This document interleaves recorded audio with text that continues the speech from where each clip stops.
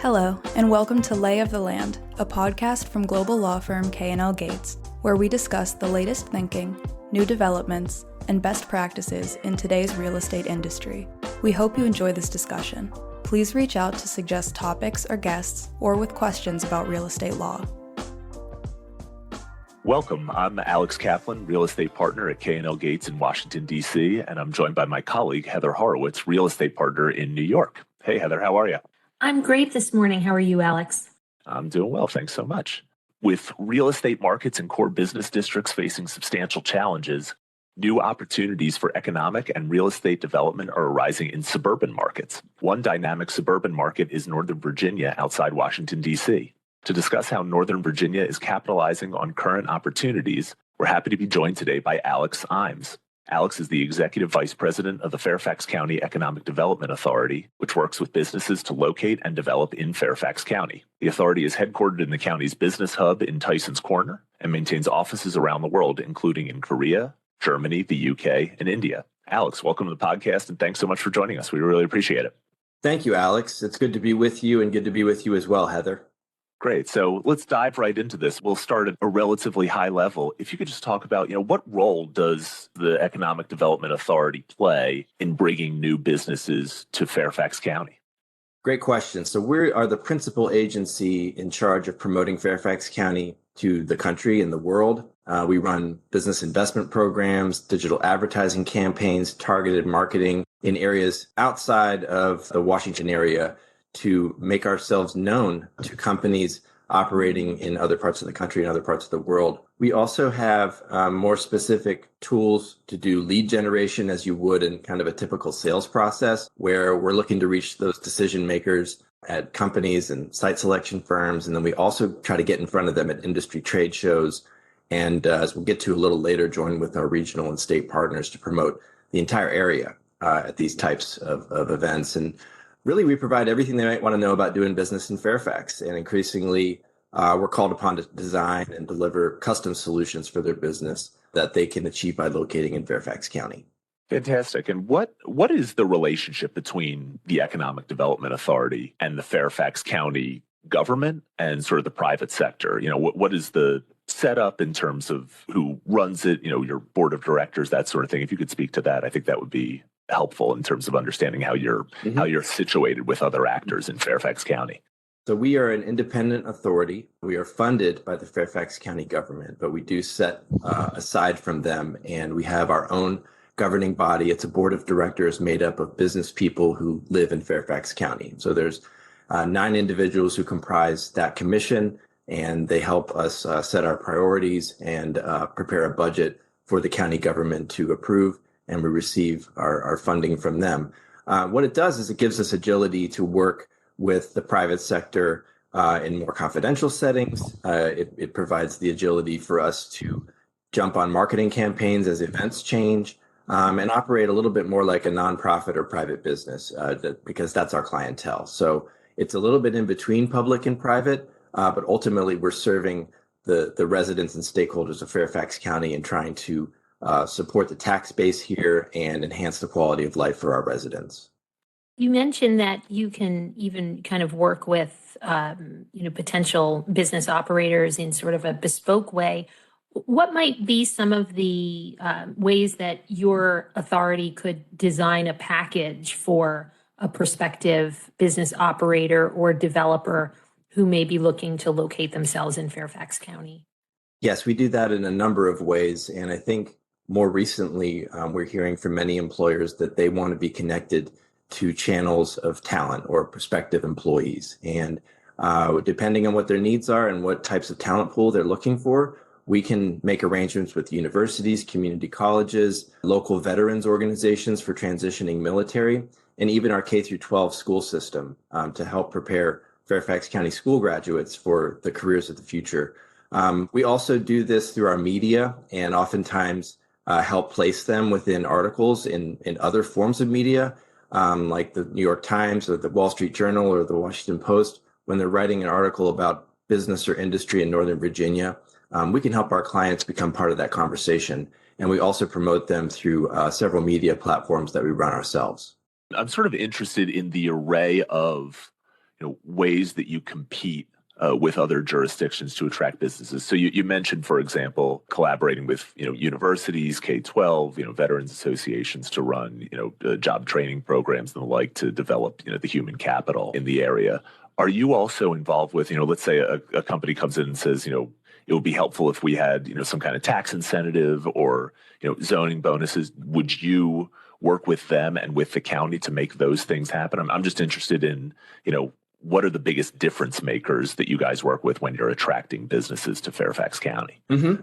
So specific to that last part of your question, we are a broker for those services and incentives through the Virginia Economic Development Partnership. That's where the majority of the financial incentives in Virginia come from, and they have a variety of programs depending on the situation of the business, what their hiring looks like, what their capital investment looks like, what they intend to do with their real estate. And then we will coordinate closely with the planners and policymakers in the county to ensure that they can find the right place in Fairfax for their company location. And if that involves, a change in something regulatory, then we will look into what that is and see if there's a solution for them. Got it. And is that more happening at the county level or at the state level, or is it both? It's both. I mean, it really the local handles land use, like you said, regulatory, zoning, planning type of considerations. It could be transportation, parking, all of those things. We're a liaison to the departments and entities that handle that for Fairfax County. We have very close relationships with them, and we're very grateful for the support they provide. And then when we are speaking with a company about their interest in Fairfax County and by extension in Virginia, we will identify the various state programs that they may be eligible for. And then we will identify the right person at Virginia Economic Development Partnership or the Northern Virginia office to help walk them through the process of becoming eligible for that incentive. And do you ever find as well that there might be projects which are large enough where you may coordinate with similarly situated authorities in Maryland or, in other counties in Virginia in regards to some sort of overall plan for the region? We do. We have collaboration with the other jurisdictions in Northern Virginia and the DMV or District Maryland and Virginia, so the capital region. We belong to a group called the Northern Virginia Economic Development Alliance, and it's comprised of 10 jurisdictions in Northern Virginia, and we formed that shortly after the Amazon HQ2 recruitment, and actually used it informally during the Amazon HQ2 recruitment to form our response to the RFP that went out for Amazon, and availing them of all the information about the Northern Virginia region and what they could expect to provide their employees in terms of residential options and then real estate options for their corporate headquarters. And we continued that collaboration following the Amazon HQ2 recruitment and codified it through this alliance. And now we do marketing together. We go to trade shows outside of the area together to showcase Northern Virginia. And oftentimes the state is a part of those shows and events as well, promoting Virginia. And we have a digital talent hub that we collaborate with the other Northern Virginia jurisdictions on, and where you can go there to look at all of the job openings that are in Northern Virginia. There's 65,000 in Fairfax County and about 130,000 in Northern Virginia if you're a job seeker looking to come to the area and understand the full array of residential and job opportunities in this part of the area. And then on the capital region side of it, and we participate in an organization called Connected DMV, and it's a nonprofit. And the gist or the objective of Connected DMV is actually to develop and recruit new industry sectors. So industry sectors that are not fully formed or established in the area that we can all benefit from. And we all have assets to help attract it from Virginia, Maryland, and the district. And so these are competitions between national and global regions for emergent industry sectors like quantum computing, hydrogen power, and health science pandemic prevention. If I could kind of stick with this theme, Alex, of what's going on in the region, kind of how the region all fits together, because I know that one thing that is hugely interesting to us and to our contacts is that, at the moment, everybody knows the central business districts, business, real estate development are facing some pretty challenging headwinds, especially in the office market. And I'm wondering sort of your perspective on how that affects what's going on out in Fairfax County. What's the relationship between economic development in the city and out in Fairfax? Are they in, collaboration with each other? Are they in competition with each other? I'd just be interested in hearing your speak to that. Is what's going on in the city, creating challenges out there? Is it creating opportunities out in Fairfax? If you could speak to that, that would be great. Yeah, well, I see the region as a large mosaic, and all parts of the mosaic need to be healthy. So we want downtown to be strong and have a symbiotic relationship with Northern Virginia. We're seeing more, compared to historically speaking, more cross-commuting than ever before between the district and Northern Virginia, depending on what kinds of jobs our residents hold. And each part of the region, has its own strengths, and we're better off complementing one another. And we have some superlatives that each of us does very well. DC has some of the best waterfront property in the world. It's the home of the federal government, and nothing's going to change that. Northern Virginia, we have a premier workforce and incredible public schools, and we also have both of the airports. So we really need each other to succeed. And I think what you're seeing right now is a difference in the types of real estate offerings, not only between markets, but within them. If you look into DC, actually some of their newer markets are performing quite well. If you think about a place like the Wharf, where they do have that waterfront access and all of the surrounding amenities. And the areas that are having more difficulty or are going through more change are the ones that have a more dominant land use. For example, an office heavy land use in one specific area. Right now, that's changing into more mixed use, and it's more difficult to do it, the more intense the urban environment becomes. But long story short, I mean, we really do want to work with them and complement what each other has to offer, and specifically as we can communicate to the rest of the country and the rest of the world about why these new industries are best off investing in the capital region. And do you find that there are particular industries that you are seeing the most focus on? I know you mentioned quantum computing and certain life sciences. Again, Alex touched on there's been a little bit of a dip, so to speak, in the office market. And we're certainly seeing on the real estate side an uptick in interest in life sciences and research and development, logistics facilities as well. Do you see any trends in terms of the types of businesses that are your clients in the current market? Well, I would answer that in two ways. One, we were fortunate to be able to carry through a number of major projects through the COVID-19 pandemic, companies that kept their commitments to real estate that they were pursuing prior to COVID and then realized through and following COVID, with basically moving from an older building to a newer building that's closer to Metro, that's closer to the restaurants and open space and transit facilities that are offered in places like Reston and Herndon, and of course Tyson's, where I'm sitting now. And then as far as the what industries, we're clearly been on the upswing of non-government lately. And then here in Fairfax, within the past year and a half, we brought StarKist headquarters from Pittsburgh to be in the Reston market. And so I think these corporate headquarters beyond tech and beyond government contracting have certainly been a value add lately, as these companies, are gravitating to the same assets that, have brought some of our more foundational companies here in the first place, the high quality workforce, the public schools, the public transportation, and, the beauty and greenery of this area. But I don't want to skip over, what has really helped us in this period as well, which is our tech assets. So not too long ago, we brought in a regional headquarters from Meta, and we have homegrown companies here as well, like Appian, which produces software. 25% of the jobs here are in tech, and we have 8,800 tech companies. So we're certainly doing very well in that area. And we also have a stability in our office market that is provided by government contracting and relationships with the federal government.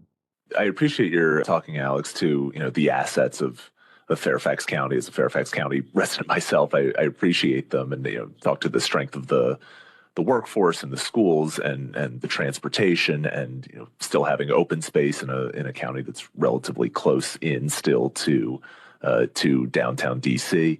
Could you speak a little bit to what are some of the challenges that Fairfax County faces and that you wake up trying to address?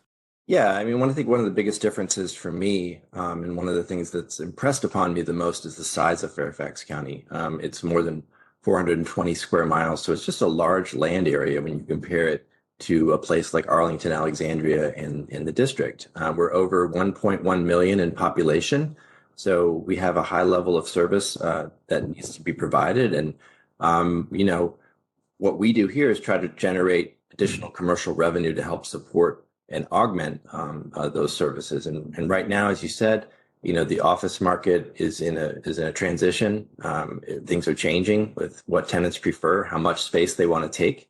And so what we find ourselves doing is what additional areas can we go after, or who can we help meet their retention and expansion needs so that they'll stay here and deliver those benefits for years to come. So I think we really are at some kind of an inflection point as it relates to use of office space. However, I think there are many differences between our office market and, let's say, a more traditional CBD or downtown area in another part of the country, like downtown LA or even locations in downtown Manhattan, New York City. So we have a lot more variety here. It's sort of like you have a lot of options on the menu for office space, depending on what type of company you are, depending on what your employees prefer.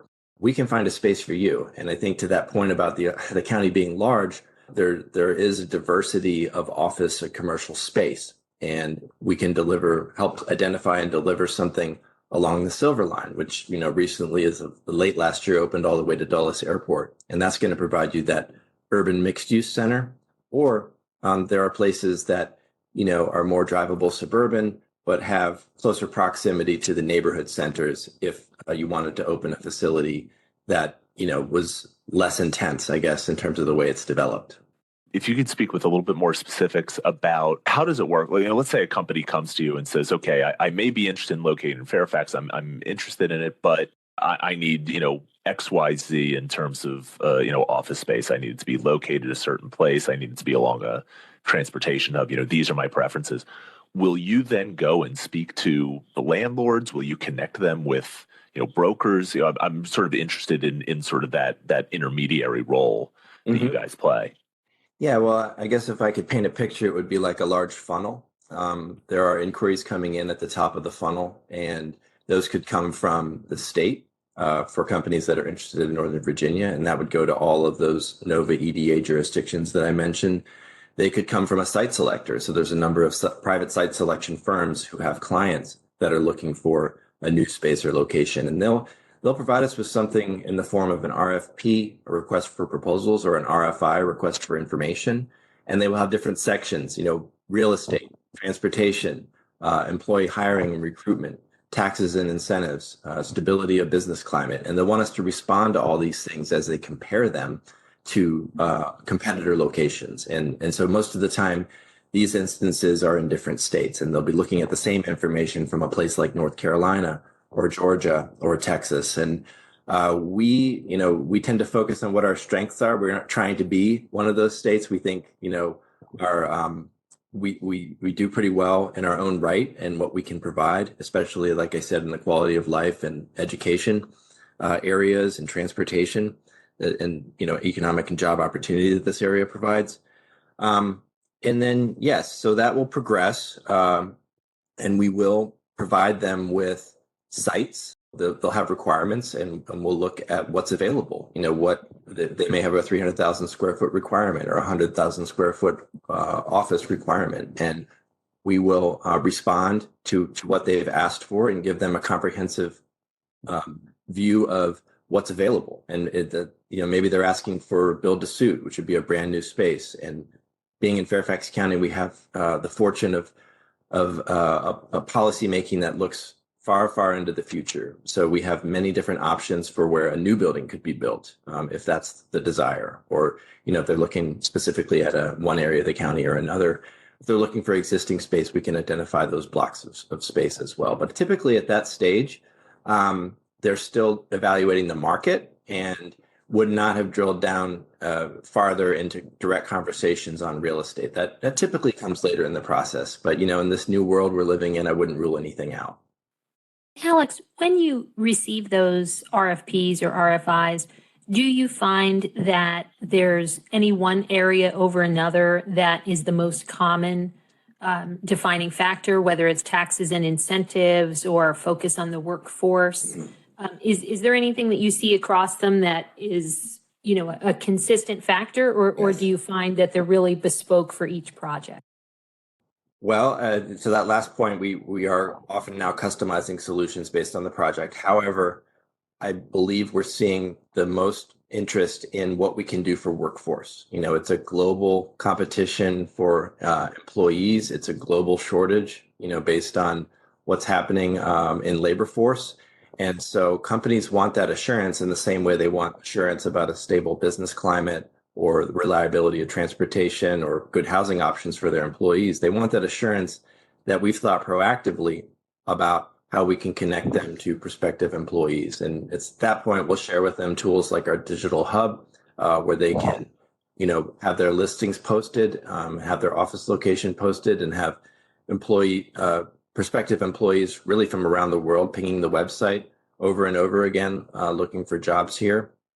And we also would then highlight these partnerships that we have with K through 12, college and university, and transitioning military. So that's the number one area, without a doubt, right now. And then on real estate, I think it's just a matter of where is the volume. So we have 100 million square feet of mixed use development planned in the Silver Line corridor. And those are all projects that have yet to come out of the ground. And so there's a lot of different opportunity there. And I think that if a company is coming from outside the area, that's what they'll want to look into first is how can I be the most connected? And there's nothing more connected than being on the Silver Line with access into Washington, D.C., out to Dulles Airport, and even into Loudoun County when you think about the commuter options.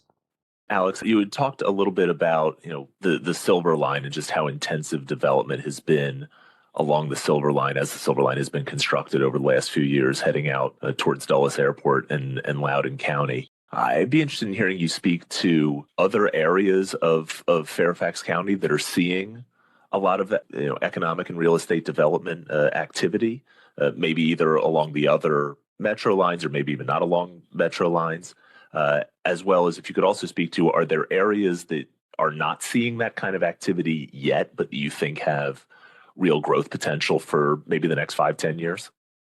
Yeah, that's a great question because I think a lot of the external attention does tend to go to the Silver Line and these 15-minute cities and urban grids that are developing around the metro stations. Though, like you said, we have more medium-sized office markets and mixed-use districts throughout Fairfax County. You think about a place like Fairfax Center or the Route 28 corridor down by Dulles, Springfield, and the Richmond Highway corridor in the South County. And each one of those has its own kind of specialty fit in the commercial market, whether it's a type of office product or even industrial product. We have industrial product here in Fairfax and can help meet needs for those types of companies as well. The Route 28 corridor out by Dulles has done well with companies who, for whatever reason, they need secure facility space. So you're not looking to be in a large mixed use building next to Metro with retail on the ground floor. You really need additional security parameters around your facility. So one of our lowest office vacancy rates is actually out in Route 28 by Dulles. Fairfax Center is along 66, and there is it's very conveniently located to a lot of our residential communities, whether you're thinking about cities and towns in the middle of the county like Vienna and Fairfax City, or many of our own Fairfax County neighborhoods there. And then the South County is actually a very exciting area as well. I mentioned Springfield, which is kind of the nexus of many different transportation assets from highways to metro rail to commuter rail, and also has very high potential for new growth and development based on the planning that the county has done.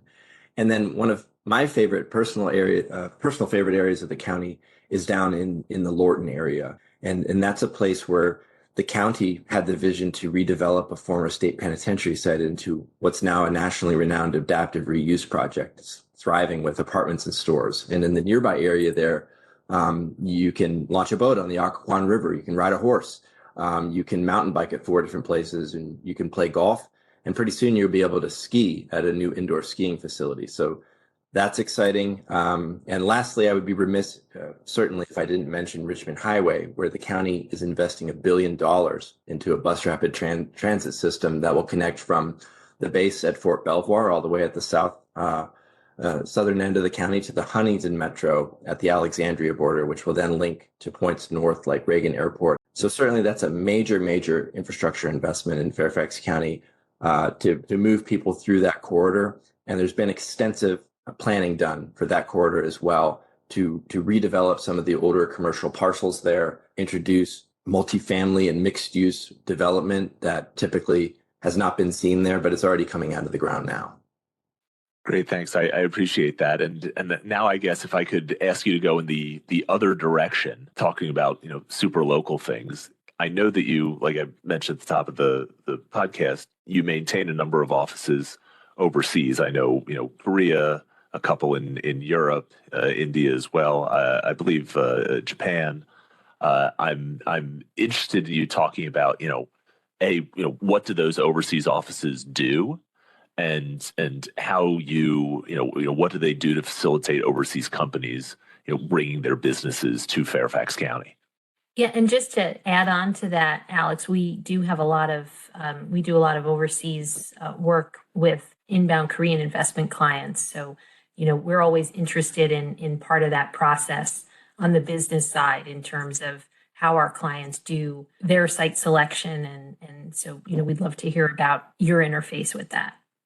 Yes, and thank you for asking about that. It is a differentiating asset of ours in Fairfax County Economic Development Authority to have these international offices and representatives operating in those markets to make companies overseas aware of Fairfax County as a desired location for business investment. When we come from a place of experience, we have more than 440 international companies in Fairfax, and the number's going up. We have an international population that 29.9% of our population here is foreign born. And so I think there's already significant, social proof that overseas companies can be successful here. And as far as the offices themselves, we have representatives in 5 countries around the world and an office in California.